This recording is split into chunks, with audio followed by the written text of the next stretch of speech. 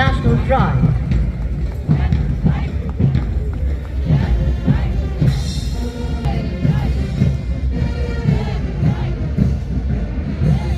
Nutrition മേഖലയിൽ മികച്ച പ്രവർത്തനം നടത്തിയ സംരംഭകയ്ക്ക് റിപ്പബ്ലിക് ഡേയിൽ പങ്കെടുക്കാൻ ക്ഷണം. വർഷമായി ഇവർ സുൽത്താൻ ബത്തേരി തൊട്ടപ്പംകുളത്ത് വെൽഫിറ്റ് എന്ന സ്ഥാപനം നടത്തിവരികയാണ്.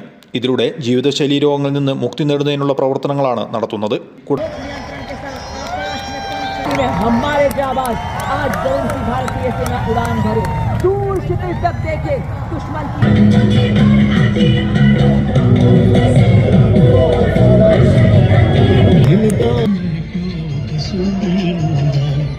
मत तक फहराऊंगी तिरंगा, हम में अपार मंगल तिलक लगाऊंगी सिंदूर का ब्रह्मास्त्र ब्रह्मोस मिसाइल आन पर परछाई टूटा पौरुष का तीर तक शत्रु के विमानों तथा मानव गणित हवाई प्लेटफॉर्म को